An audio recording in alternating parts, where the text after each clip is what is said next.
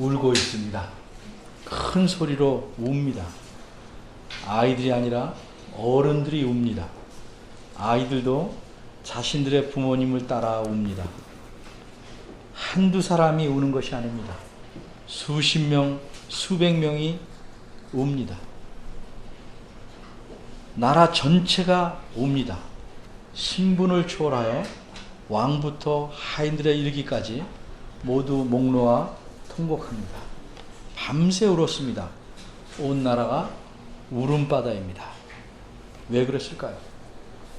자신들의 맞이 죽었기 때문입니다. 그 나라의 모든 가정의 맏아들이 동시에 다 죽었습니다. 그뿐 아니라 각 가정에서 기르는 모든 짐승의 처음 난 것까지 동시에 다 죽었습니다.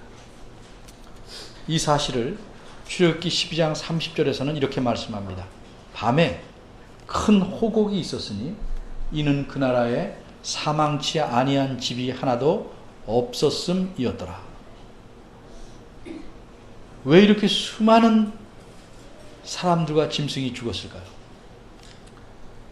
저절로 죽었을까요? 전염병이 동시에 퍼져서 그랬을까요? 그렇다면 어째서 맏아들만 죽고 처음 난 것들만 골라서 죽을 수 있었을까요? 전염병이 아니었습니다. 하나님께서 죽이셨습니다.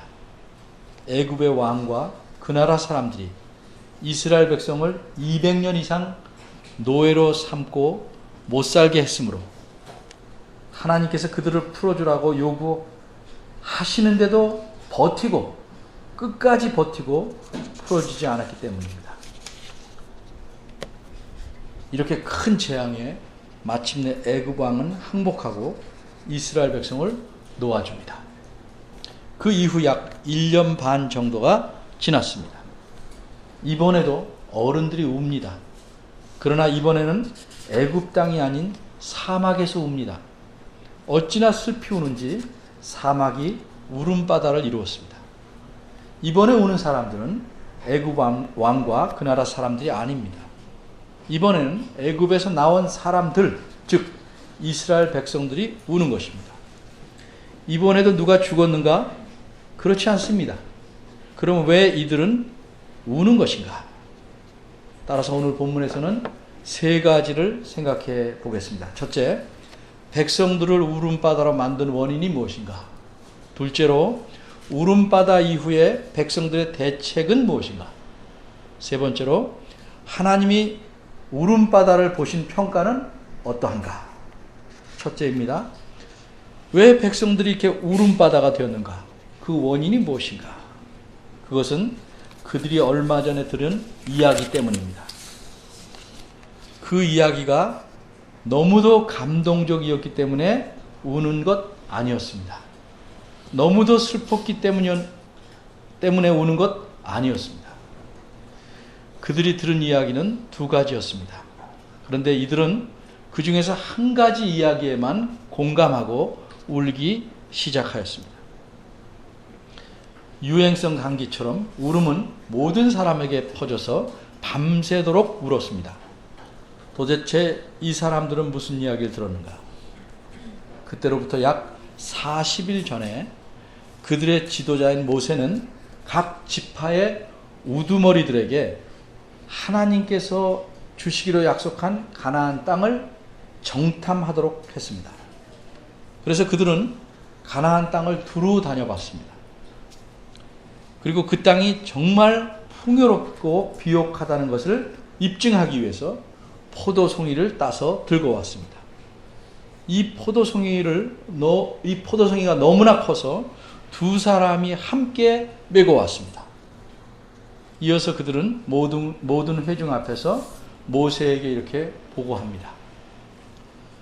당신이 우리를 보낸 땅에 가보니 과연 젖과 꿀이 흐르는 참 살기 좋은 곳입니다. 이것이 그 땅에서 나온 열매입니다. 그런데 그들의 이야기는 여기서 끝나지 않았습니다. 오늘 본문 앞에 있는 민수기 13장 28절입니다. 그러나 그 땅 거민은 강하고 성읍은 견고하고 심히 큽니다. 이렇게 말한 의도는 사실 그대로를 말하려는 것일 수도 있습니다. 그런데 이 보고하는 사람들은 자신들의 생각을 덧붙이려고 이렇게 말을 꺼냈습니다. 그들은 말하기를 거기에서 안악자손을 보았다. 그리고 주변에는 이러이러한 민족들이 살고 있다라고 말합니다. 이렇게 말한 의도는 이 이야기를 들은 백성들의 반응에서 나타나듯이 우리는 그 땅에 들어갈 수 없다. 비관적인 입장을 밝히려는 것이었습니다. 다시 말해서 이들의 입장은 이런 겁니다. 아무리 좋은 땅이면 뭐합니까? 우리가 쳐들어갈 틈이 없습니다. 우리가 그 땅을 차지할 가능성은 전혀 없습니다. 이것은 그저 그림의 떡일 뿐입니다. 이 이야기를 들은 백성들이 술렁댑니다. 이때 갈렙이란 사람이 모세 앞에서 백성을 조용히 시키고 이렇게 말합니다. 우리가 곧 가서 그 땅을 차지하자. 능히 이겨서 얻을 수 있겠다. 갈렙도 12지파의 한 우두머리로서 정탐에 참여했습니다. 그러자 다른 10명의 우두머리가 반박합니다. 민수기 13장 31절입니다. 아니다. 우리는 그들을 전혀 이길 수 없다. 그들이 우리보다 훨씬 강하다. 그리고 백성들이 자신들의 입장에 동의하도록 이스라엘 백성 앞에서 자기네들이 탐지한 땅을 악하게 평가합니다. 32절입니다. 그들은 그 땅을 악하게 평가하기 위해서 거짓 증거를 보태기 시작합니다. 우리가 두루 다니며 탐지한 땅은 그 거민을 삼키는 땅이다.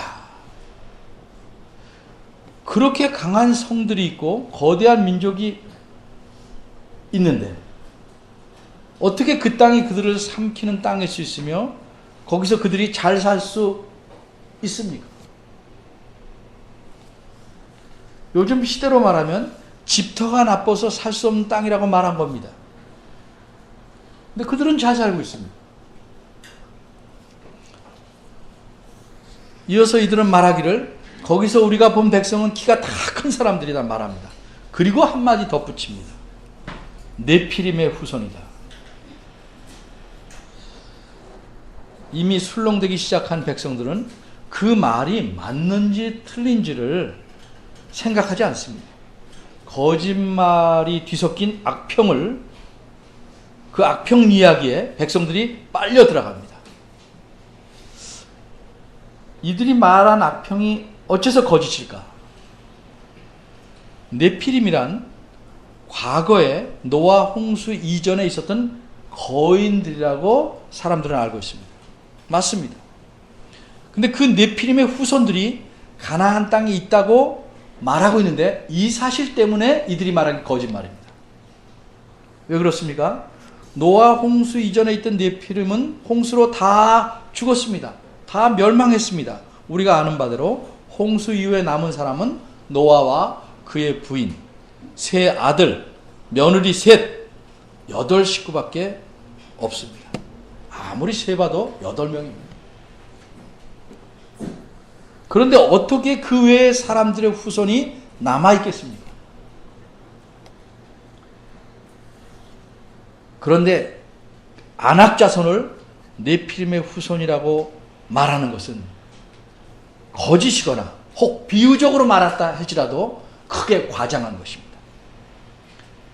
그 다음에 이들은 이렇게 악평을 계속합니다. 우리가 그들을 보니 스스로 우리는 우리 눈에도 메뚜기 같고 그들의 눈에도 똑같이 그랬다. 그들의 입장은 한마디로 이렇습니다. 우리가 가나안 땅에 들어갈 수 없다. 우리는 들어가려고 하다가는 다 망한다. 오늘 본문 1절입니다.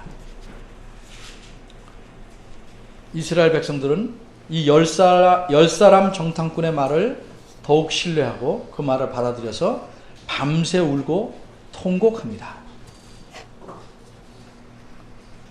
이것이 울음바다가 된 원인입니다. 이스라엘 백성의 선택은 다수의 의견을 택한 선택이었습니다. 다수의 의견이 늘 나쁘다거나 소수의 의견이 늘 좋다는 법은 없습니다. 정확한 사실을 묘사하고 그것에 대해서 어떤 평가를 하느냐에 따라 그것이 사실이냐 아니라 생각하지 않고, 좀 더 분명히 말하자면 하나님의 약속을 믿지 않고 인원수가 많은 쪽으로 입장을 정한 게 문제입니다. 그래서 이들은 울지 않아도 될 일을 가지고 밤새 통곡한 것입니다. 두 번째로 생각할 것은 이렇게 울음바다를 만든 이후에 백성들이 세운 대책은 무엇인가? 이스라엘 백성들은 울기만 하였는가? 울기만 했다면 그나마 다행입니다. 그러나 이들은 울면서 하나님이 세우신 지도자 모세와 아론을 원망합니다. 2절입니다. 원망하는 내용은 정말 기가 막힙니다. 우리가 애굽 땅에서 죽었으면 좋았을 것을, 우리가 이 광야에서 죽었다면 좋았을 것을 하고 원망합니다. 좀 더 자세히 생각해 보겠습니다. 이 사람들이 애굽 땅에서 어떤 생활을 했습니까? 그나마 괜찮게 살았습니까? 아닙니다. 철저히 노예로 살았습니다. 인간 이하의 삶을 살다가 하나님의 은혜로서만 거기서 나올 수 있었습니다. 그 이후에 이 사막을 지나오는 동안 하나님께서 행하신 수많은 기적과 놀라운 일들을 경험했습니다. 특별히 이들은 애굽에서 나오면서 홍해를, 바다를 마른 땅같이 발도 젖지 않고 건넜습니다. 이렇게 하나님의 능력과 은혜를 경험했습니다. 그런데 이들은 애굽에서 죽었으면 좋겠다, 이 광야에서 죽었으면 참으로 좋겠다, 이렇게 말합니다. 이것은 하나님의 은혜를 잊어버린 겁니다. 하나님의 은혜를 무시한 겁니다. 자신들을 건져내신 하나님을 욕하는 것입니다. 게다가 한술 더 떠서 이들은 말합니다. 여호와께서 우리를 가나안 땅으로 인도하여 칼에 망하게 하려고 한다. 죽이려고 인도한다는 거죠. 이런 상황을 살펴보면 인간이 정말 이렇게 악할 수 있을까? 그럴 수 있구나 하는 사실을 보게 됩니다. 하나님께서 600년 전에 아브라함에게 하신 약속을 지키시려고 애굽에 10가지 재앙을 쏟아부으셨습니다. 하나님께서 그때까지 행하지 않으셨던 놀라운 기적과 기이한 일들로 이스라엘 백성을 그 종살이하던 애굽에서 건져내셨습니다. 그리고 그들을 광야에서 계속 먹이시고 기르시고 입히시고 여기까지 데려오셨습니다. 이제 약속하신 가나안 땅이 보이는 바로 그 지점, 경계선에 와 있습니다. 그런데 이들이 여기서 하는 말은 무엇입니까? 3절입니다. 하나님께서 우리를 칼에 망하게 한다. 우리를 죽이려고 데리고 나왔다. 그렇게 되면 우리는 물론이요, 우리 자식들이 적의 포로가 되고 약탈을 당할 것이다. 그러니 더 이상 하나님을 못 믿겠다. 차라리 애굽으로 돌아가는 것이 더 낫겠다. 4절입니다. 이렇게 여론이 돌아가자 서로 뜻이 맞아서 모세 대신에 다른 한 지도자를 세워 애굽으로 다시 돌아가자 하는 움직임이 생겼습니다. 왜 그렇습니까? 이들은 눈앞에 보이는 것들만 생각할 줄 압니다. 이들은 하나님의 약속을 기억하지 않습니다. 하나님이 어떤 분이신지, 이제껏 어떻게 자신들을 이끌어 오셨는지 돌아보지 않았습니다. 거짓된 이야기를 믿어보기로, 받아들이기로 선택한 대신에 하나님을 믿기를 포기했습니다. 그래서 이제껏 베풀어 주신 하나님의 모든 은혜를 부인하고 애굽으로, 이전의 상태로 되돌아가고자 합니다. 5절입니다. 그러자 모세와 아론이 이스라엘 자손의 모든 회중 앞에서 엎드렸습니다. 이 두 사람의 돌발적인 행동은 무엇일까요? 백성들에게 큰 절을 해서라도 그들의 마음을 돌이키려고 이렇게 한 것일까요? 아닙니다. 이 기가 막힌 상황 속에서 모세와 아론은 무엇을 알았습니까? 전에도 이런 비슷한 일을 겪었기에 이런 상황에 하나님의 진노가 얼마나 급하고 무섭게 임할지를 알았습니다.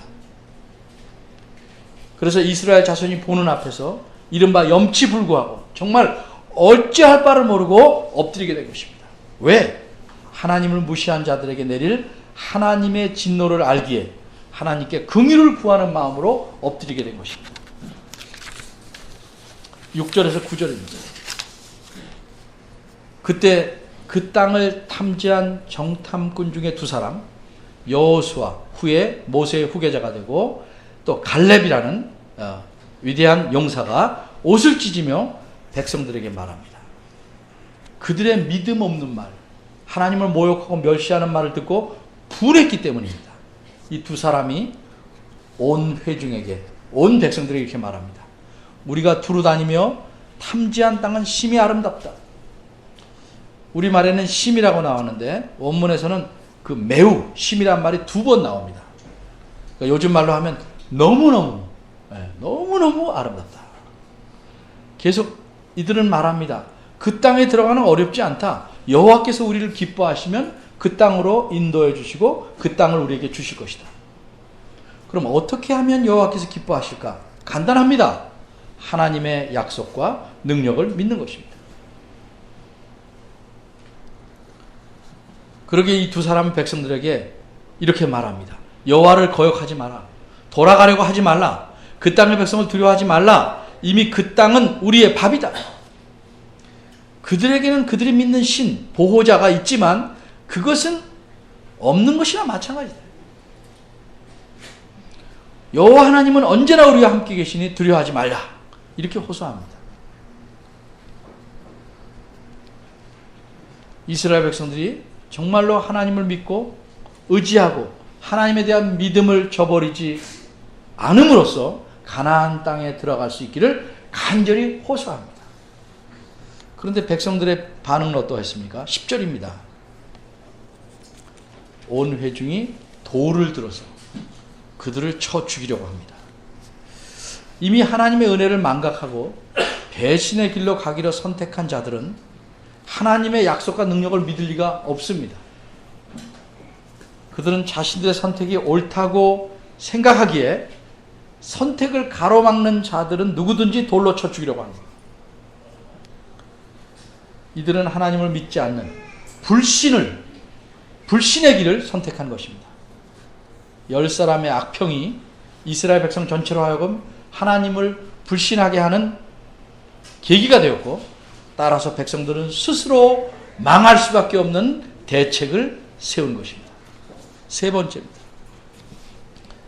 이러한 백성들의 울음바다와 그 대책을 보고 하나님은 어떻게 평가하셨는가? 어떻게 대처하셨는가? 백성들이 두 사람을 돌로 치려는 찰나에 여호와께서 회막에 나타나십니다. 첫째는 이 두 사람을 보호하시기 위함이고, 둘째는 이스라엘 백성을 심판하기 위해서입니다. 불과 몇 사람만 제외하고 온 백성이 밤새 울음바다를 만들었습니다. 이렇게 통곡하는 상황을 보시고 하나님께서 그들을 긍휼히 여기셨습니까? 결코 아닙니다. 잘못된 눈물에 절대 속지 않으십니다. 그러면 이 상황을 하나님은 어떻게 평가하셨습니까? 오늘 우리가 함께 읽은 11절과 11절에서 잘 드러납니다. 여호와께서 이렇게 말씀하십니다. 이 백성이 어느 때까지 나를 멸시하겠느냐? 하나님은 이스라엘 백성들의 마음을 보십니다. 그들이 하나님을 믿지 않기에 앞으로도 계속 하나님을 멸시할 것이라는 사실을 아십니다. 하나님의 약속을 믿지 않을 뿐더러 모든 이적을 행해서 이제껏 사막에서도 살 수 있게 하시고 여기까지 오도록 은혜를 베푸셨는데도 이들은 하나님을 믿지 않습니다. 그래서 하나님은 이런 자들은 멸망시켜 버리겠다고 말씀합니다. 그렇다면 하나님께서 아브라함에게 하신 약속은 어떻게 이루어질까? 하나님 말씀하십니다. 12절입니다. 모세를 통해서 이들보다 크고 강한 나라를 다시 이루시겠다. 이렇게 말씀합니다. 이 백성들이 하나님을 멸시하고 하나님의 약속을 믿지 않으니까 멸망시켜버리고 새로운 나라를 만들겠다고 단호하게 말씀합니다. 세례요한도 비슷한 말을 했어요. 회개하지 않는 자 너희를 다 멸하겠다. 이 돌들로도 아브라함의 자손을 만들 수 있다. 이렇게 말합니다.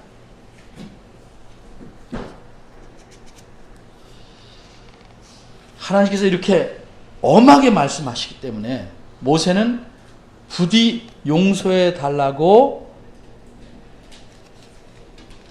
하나님께 간구합니다. 그래서 하나님께서는 20절을 보면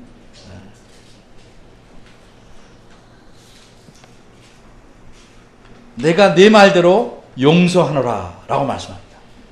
그런데 우리가 여기서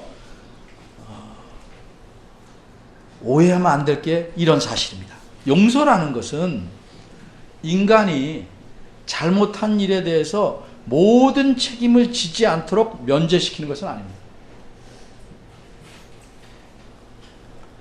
용서라는 것은 기본적으로 하나님과의 끊어진 관계를 개선시키는 겁니다. 이어주시는 겁니다. 많은 사람들은 착각하기를 하나님께 용서를 받으면 아무런 대가를 치르지 않아도 된다고 생각합니다. 안 그렇습니다.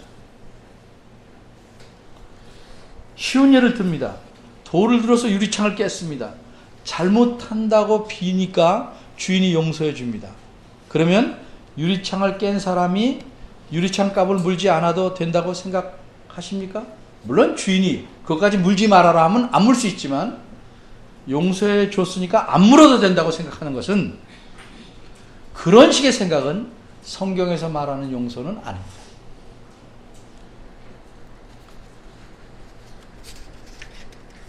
하나님께서 용서하신다고 하셨기 때문에 모든 백성을 당장 전멸시키는 것을 참으시고 그들이 당할 뼈를 줄여주시고 하나님과의 관계에서 완전히 끊어내지 않고 붙어 있게 하신 겁니다.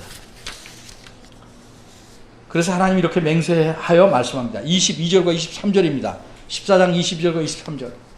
나의 영광과 애국과 광야에서 행한 나의 이적을 보고도 이같이 10번이나 수없이 나를 시험하고 내 목소리를 청정치 아니한 그 사람들은 내가 맹세한 땅을 결단코 보지 못할 것이요, 또 나를 멸시하는 사람들은 한 사람이라도 그 땅을 보지 못할 것이다. 이처럼 하나님께서는 자신을 멸시하고 은혜를 잊은 하나님 있고 하나님 믿지 않는 선택을 한 사람들은 심판합니다. 28절입니다. 하나님의 심판이 얼마나 공정하고 두려운지 잘 드러납니다. 하나님께서 이스라엘 백성에게 이렇게 말씀합니다. 나의 삶을 가리켜 맹세하노니 너희 말에 들리는 대로, 쉽게 말해서 너희가 말한 대로 내가 너에게 행하겠다. 그들은 뭐라고 말하고 무엇을 원했습니까? 차라리 이 광야에서 죽었더라면, 차라리 애굽으로 돌아갔으면 하고 원했습니다. 그래서 하나님께서는 하나님을 멸시한 자들이 그들이 말한 대로 모두 광야에서 죽게 하십니다. 얼마나 무섭습니까? 29절입니다. 너희 시체가 이거 광야에서 엎드러질 것이다. 그럼 그들이 걱정하고, 그토록 걱정하고 염려하던 사로잡힐 것이라고 예상했던 아이들은 어떻게 될까? 31절입니다. 너희가 사로잡히겠다고 말하던 너희의 유아들은 내가 인도하여 드릴 것이니 그들은 너희가 싫어하던 땅을 보려니와 너희 시체는 이 땅에 엎드러질 것이다.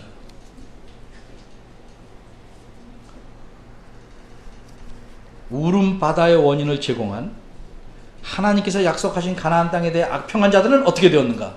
그들의 최후는 37절에 나타납니다. 그 땅에 대하여 악평한 자들은 여호와 앞에서 재앙으로 바로 죽었습니다. 혹시 이 악평한 자들의 의견 때문에 백성들이 하나님을 멸시하는 선택을 했다고 그렇게 쉽게 생각하면 안 됩니다. 그 의견만 있었던 것이 아니고 다른 의견이 있었습니다. 하나님의 능력과 약속을 믿고 가나안 땅으로 들어가서 차지할 수 있다, 차지하자는 의견이 있었습니다. 근데 이 둘 중에 하나를 선택한 이들은 아이들이 아니고 어른들입니다. 하나님의 놀라운 기적과 놀라운 일들을 스스로 경험하고 하나님의 은혜를 충분히 체험한 어른들입니다. 그런데도 하나님을 불신하고 멸시하기로 선택했기 때문에 이들은 자신들의 잘못에 대해서 책임을 져야 하는 것입니다. 하나님을 믿으면 어려움이 없어지는 것 아닙니다. 또 있는 어려움을 없다 애써 부정하는 것도 잘 믿는 것은 아닙니다. 그래서 평소에는 사람의 믿음이 잘 드러나지 않을 수도 있습니다. 그러나 어려움이 닥치면 그 사람의 믿음의 상태가 잘 드러날 수 있습니다. 어떻게 드러납니까? 어려움이 있을 때 그것을 바라보는 시각이나 관점에서 드러납니다. 하나님을 불신하는 자들은 어려움이 닥치면 자기 눈에 보이는 것들만 가지고 판단하고 결정합니다. 그러나 하나님을 신뢰하는 믿음을 가진 사람은 자신의 어려움과 고통을 보는 관점이 다르기 때문에 어려울수록 하나님께 더 매달리고 하나님의 말씀대로 순종하려는 방향으로 기어서라도 가려고 합니다. 이렇게 자신을 하나님을 신뢰하는 믿음을 가진 자를 하나님은 귀하게 보십니다. 불신하는 자들은 광야에서 다 죽게 되지만 하나님을 믿는 자들은 어떻게 됩니까? 24절입니다. 오직 내 종 갈렙은 그 마음이 그들과 달라서 나를 온전히 쫓았은즉 그의 갔던 땅으로 내가 그를 인도하여 드리리니 그 자손이 그 땅을 차지하리라. 이렇게 하나님 말씀하십니다.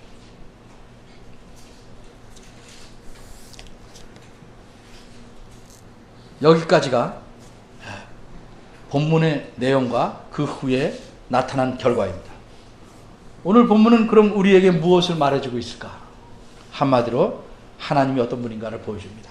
하나님께서는 하나님 자신을 멸시하고 믿지 않는 길로 가고자 한 자들에게는 그대로 갚으신다는 사실입니다. 그들을 없애버리심으로써 그들로 하여금 하나님께서 약속한 복을 누리지 못하게 하십니다. 하나님은 은혜가 풍성하시지만 동시에 공의로우시기 때문에 매우 무서운 분입니다. 그래서 하나님의 인내하심을 시험하려고 해서는 안 됩니다. 27절에서 하나님 이렇게 말씀합니다. 나를 원망하는 이 악한 회중을 내가 언제까지 어느 때까지 참으랴. 우리는 매일매일 삶 속에서 이것저것을 선택하고 삽니다. 겉보기에는 다 똑같은 선택같이 보일 수도 있습니다. 그런데 내가 선택하는 것 이것이 무엇에 근거한 선택인가? 어느 길로 가려는 선택이고 왜 그렇게 선택해야 하는가? 생각해야 합니다. 하나님에 대한 멸시와 불신, 또 하나님의 약속을 믿지 못하기 때문에 혹시 내가 이것을 선택하는 것은 아닌가? 이 길을 선택하는 것은 아닌가? 깊이 생각해야 합니다. 구원은 전적으로 하나님의 은혜지만 우리가 구원받은 자로서 이 땅에서 사는 동안 하나님께서 약속하신 복을 누리는 것은 우리의 순종과 비례합니다. 정비례는 아니라 할지라도 비례합니다. 반비례 아닙니다.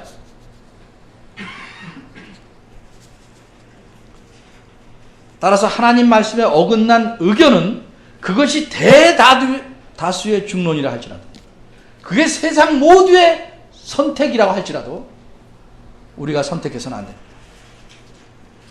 눈앞에 놓인 일들만 생각하고 하나님께서 이제까지 베풀어 주신 은혜를 잊어버리면 안 됩니다.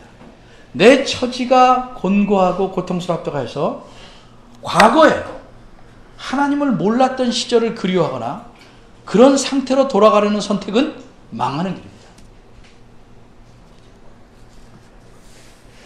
근본적으로 그런 망하는 길을 선택하는 사람의 마음에는 무엇이 담겨 있냐면 하나님에 대한 멸시가 담겨 있습니다. 겉으로는 아닌 듯이 보여도 그런 길을 선택하는 행동 자체가 하나님을 멸시하는 겁니다. 개인도 그렇고 교회도 그렇습니다. 우리가 올바른 믿음을 세워가려고 그렇게 하면 모든 게 편해지는 게 아니고 사탄의 공격도 그만큼 강해지는 겁니다. 아무 문제가 없다고 생각될 그때에 자신을 찬찬히 살펴보며 내 마음과 생각이 불신에 젖어 물들어가고 있는지 잘 봐야 합니다. 하나님은 자기를 멸시하는 자들을 버리시고 멸시하십니다. 하나님에게 받는 멸시보다 더 큰 불행은 없습니다. 여러분, 슬프면 또 고통스러우면 우십시오. 속 시원히 우십시오. 억지로 눈물을 참으려고 하지 마십시오. 그런데 눈물과 함께 우리 마음속에서 솟아오르는 사탄의 유혹이 있습니다. 거기에는 넘어가지 마십시오. 하나님의 약속과 능력과 은혜를 믿지 못하면 우리 마음이 불안해집니다. 근심이 많아집니다. 그리고 원망이 쌓여갑니다.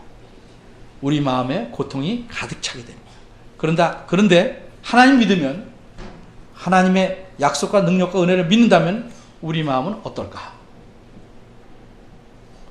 사도 바울은 이렇게 말했습니다. 너희 속에 착한 일을 시작하신 이가 그리스도 예수의 날까지 이루실 줄을 우리가 확신하노라. 하나님에 대해서 이런 확신을 여러분 모두가 갖기를 바랍니다. 기도하겠습니다. 하나님, 모든 것을 다 아시는 하나님, 우리 자신보다 우리를 더 잘 아시는 하나님, 하나님 앞에서는 아무것도 감출 것도 숨길 것도 없음을 저희가 압니다. 그런데도 아이들이 부모 앞에서 돌아서서 무엇을 하면 안 보이는 줄 착각하는 것처럼 저희들이 그런 어린아이와 같은 짓을 자주 합니다. 저희를 긍휼히 여겨주시고 우리 마음속에 간간히 스며드는 불신과 하나님을 멸시하려는 마음의 뿌리를 잘라주시고 그러한 나머지들을 다 긁어내어 주셔서 어렵고 힘들 때 더욱 하나님을 의지하고 하나님을 붙잡고 쫓아가도록 이끌어 주옵소서. 사람은 어떻게 할 수가 없습니다. 하나님께서 붙잡아 주시고 이끌어 가시고 고쳐주시지 아니하면 아무것도 할 수 없을 만큼 무능한 저희들입니다. 하나님의 은혜로 저희가 하나님의 자녀로 삼으셨다는 사실을 믿고 이 사실에 매달려 하나님께 간절히 간구합니다. 저희들에게 긍휼을 베풀어 주시고